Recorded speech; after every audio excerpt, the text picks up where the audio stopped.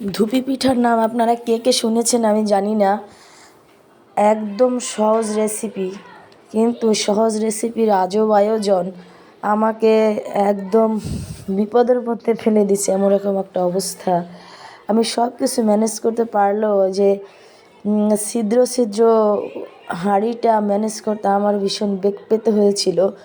যাই হোক, অবশেষে আলহামদুলিল্লাহ আমি ম্যানেজ করতে পেরেছিলাম। একদম ভাপা পিঠার যে এলিমেন্টসগুলো হুবহু তাই এই পিঠার জন্য আপনার দরকার হবে, কিন্তু ওই হাঁড়িটা শুধু এক্সেপশনাল। এই যে হাঁড়িটার ভিতরে এই কাইগুলো ভালোভাবে মিক্সড করে একদম মাখা মাখা করে সব কিছু ভালোভাবে অ্যাড করে হাঁড়ির ভিতরে 1 বাই 1 সেট করতে হবে।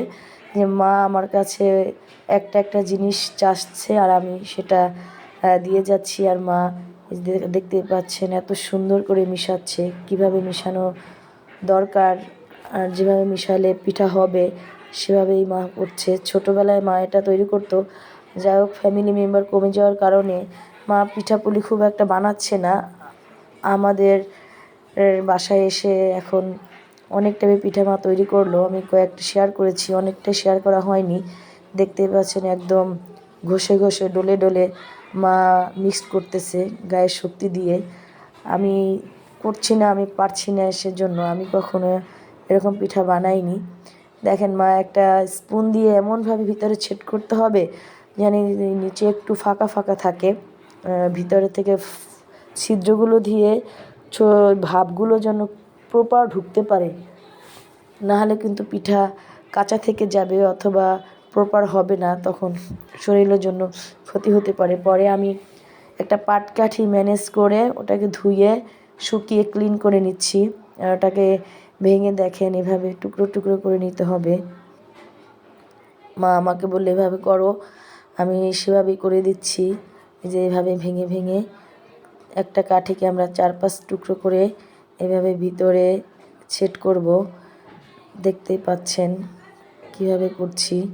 যে মা এখন এগুলো ভালোভাবে সেট করে ভিতরে, এই যে এখন পুরগুলো ভিতরে ঢুকিয়ে দেওয়া হচ্ছে, সবগুলো পুরোই ওখানে ঢুকবে।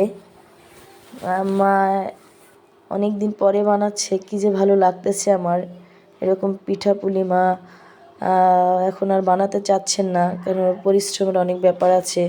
এরপরে পিঠা একা খেতে মজা নাই, ফ্যামিলিতে অনেক মেম্বার থাকলে খেতে অনেক মজা। একা একা পিঠা বানিয়ে খেতে কেমন লাগে না একটু। পরে মা এই যে দেখতেছেন সব শেষ, ওখানে হাঁড়িটার ভিতরে সব ঢুকানো হয়ে গেছে। মা এই যে আমি ভিতরটা একটু দেখাচ্ছি আপনাদের ক্যামেরায়, কিভাবে হবে এভাবে হবে। এখন চুলা ছেদ করার পালা, যে ছেদ এভাবে করতে হবে। বড় হাঁড়ির মধ্যে কিছু পানি নিয়ে ছোট হাঁড়িটা এটার উপরে সেট করতে হবে, নিয়ে ওটাকে ভাপ তুলতে হবে। এরপরে এই হাঁড়িটা সেট করে কিছু ময়দা বা আটা বা চালের গুঁড়ো এভাবে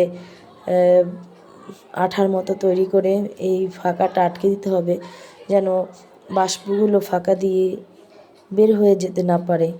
কি একটা আজব ব্যাপার, ভাপা পিঠার মতোই সব কিছু, কিন্তু পিঠা হয়ে গেছে।